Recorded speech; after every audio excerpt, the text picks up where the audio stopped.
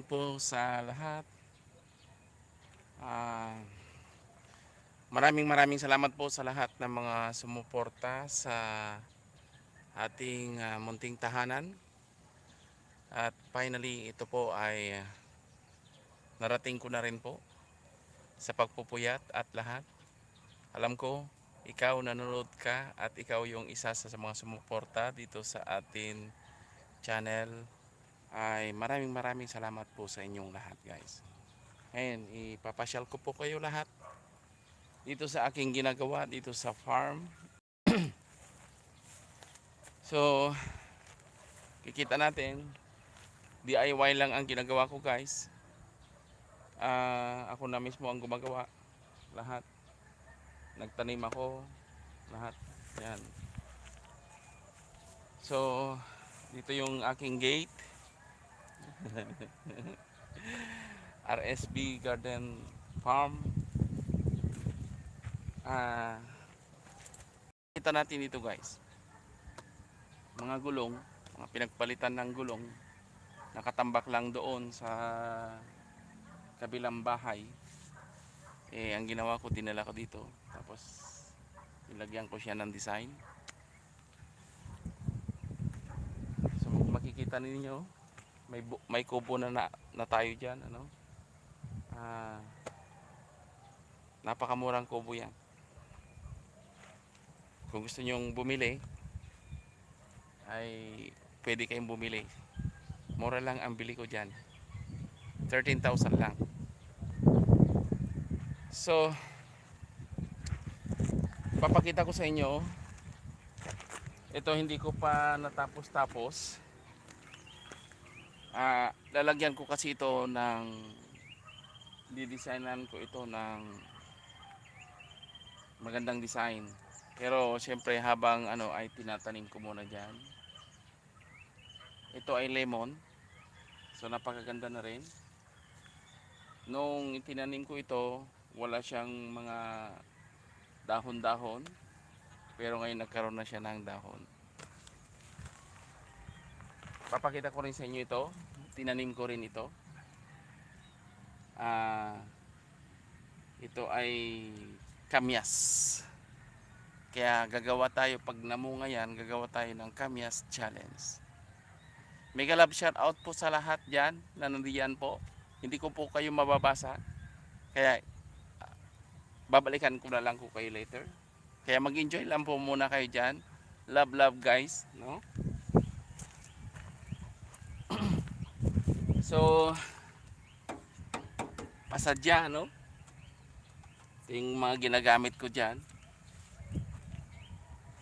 So, maririnig nyo po yung uni ng ibon. Nakaka-relax. Ito po ay nagbabago na rin yung kanyang mga dahon. Ipapakita ko sa inyo, guys, no? Ang aking maliit na kalamansi. Meron ng bunga. Yan, makikita natin. Malalaki na.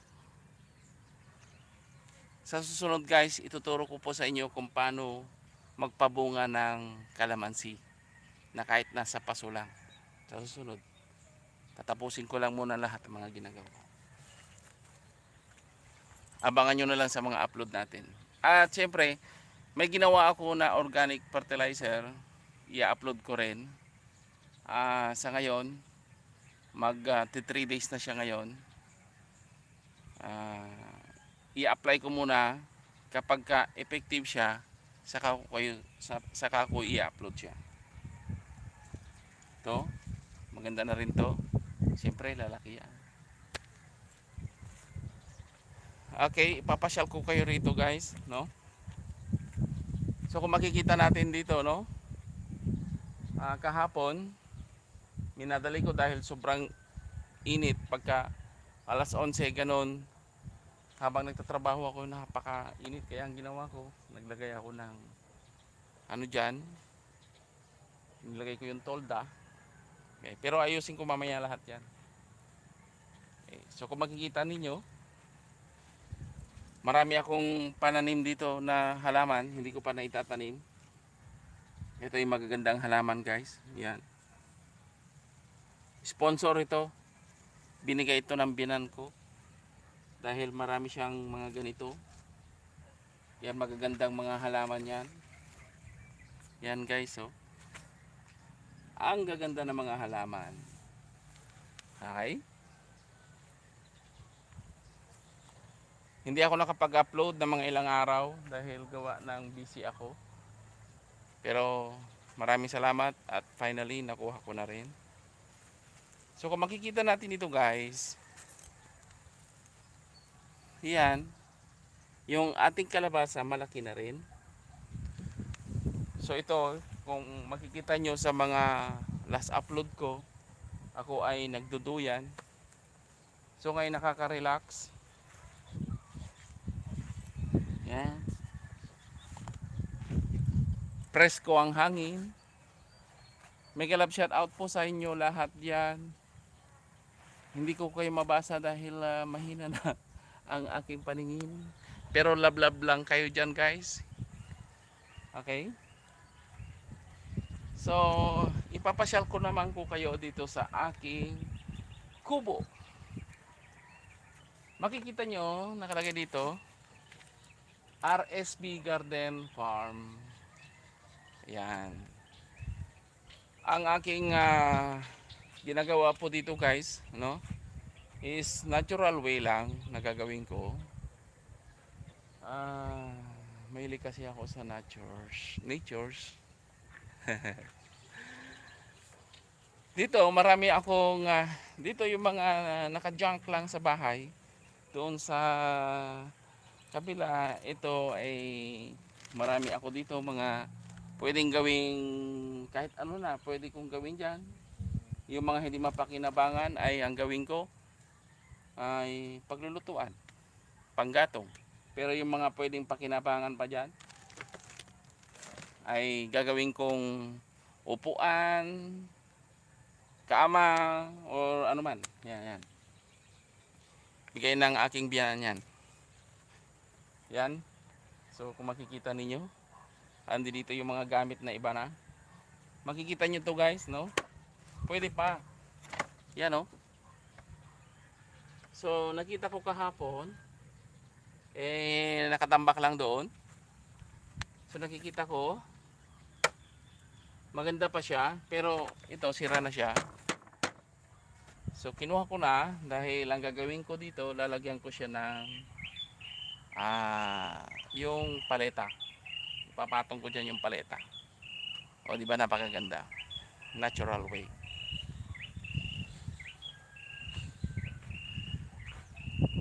So nakaka-relax. Yung huni ng ibon, alam ko yan ang gusto natin lahat. Itur ko naman ko kayo rito sa aking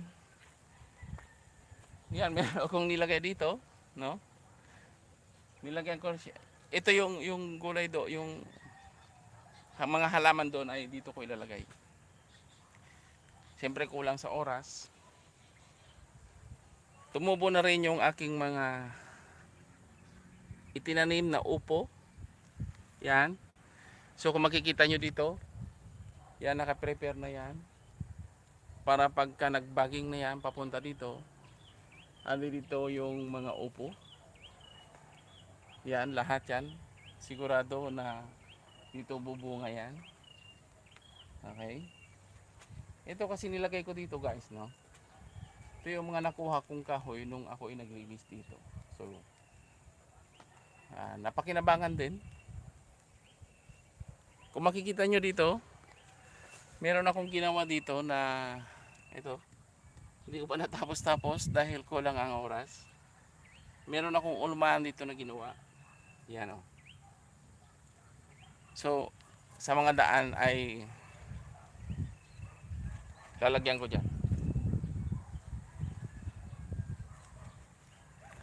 Yan. Ipakita ko naman sa inyo yung ano, yung mga kamote. Nagbabaging na siya. Unti-unti ko na yang ililipat. Okay? Kasi wala akong makuhanan na ganito ng kamote, kaya ang ginawa ko, bumili ako ng bunga ng kamote, yun ang tinanim ko. Kaya ngayon tumutubo na siya, yan o, tumutubo. Yan, makita nyo. Dahil tumubo siya, lumalaki naman na. Ito, ang gagawin ko dito, puputulin ko dito. Yan. Tapos itatanim ko. Yan. Maraming salamat po sa inyong mga suporta, guys. So makikita natin dito ang aking sili ay nag-ani na ako kahapon ulit dito. Kaya lang hindi ko na i-video. Yan o, malalaki na yung mga sili ko. Yan, siling manghang po ito. Tapos marami na naman siyang bunga dito. Organic lang inilagay ko dito, guys. So makikita natin, guys, yung aking kamatis na nag-iisa noon, pero ngayon marami na sila, papakita ko sa inyo. Itong kamatis ko ay ang ginawa ko, pinutulan ko dito. Kasi yun daw ang yun daw ang para hindi siya mamunga. Ngayon nung pinutol ko dito, so makikita natin, ang dami ng bunga. Ayan o. Naglalabasan na yung mga bunga niya. Okay? Ngayon, papakita ko naman sa inyo yung aking talong. Yung aking talong ay kinakain ng langgam. Okay? So, hindi pa nahabol yung ginagawa kong organic fertilizer na nilagyan ko ng molasses. Yan. Kasi maraming langgam dito. Wow! Tingnan nyo, guys. May talong. Lumaki na yung isang talong. Nag-iisang talong. Ayan. Tingnan nyo, guys. Nakaka-relax. Yan. Yan yung mga aking mga talong. So, meron dito.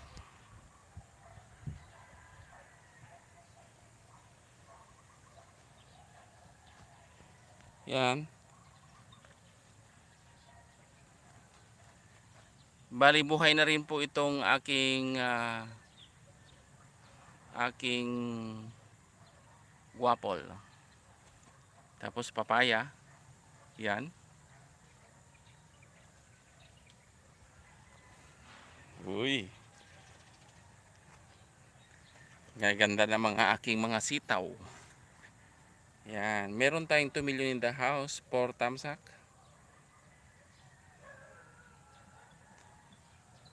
Elvira Rombo. Talong. Wow. Ay, marami na pala. Saglit. Basahin ko kayo isa-isa. Hello, host. Wala, hindi ko makita. Landrix TV.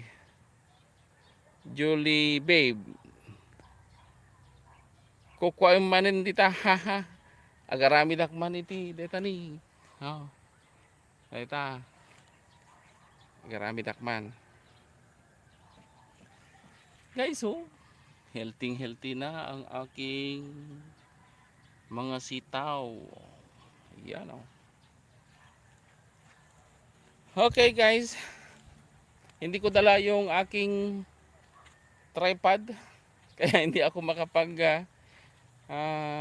tagal na ay ipakita ko po ito sa inyo. Dito sa gilid kasi, guys, tinaniman ko ito ng mga kalakalabasa. Yan. Ito naman yung kabatiti sa Ilocano.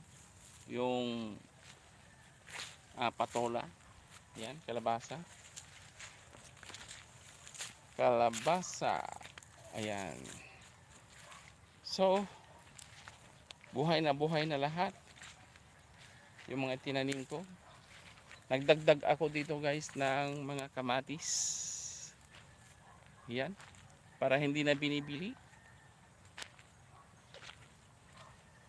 Okay guys, maraming salamat po sa lahat ng suporta. At kung bago ka pa lang sa aking channel, please subscribe po at pakipindot na rin yung notification bell para sa mga susunod natin upload. Maraming salamat sa inyo guys. Thank you so much. Bye-bye.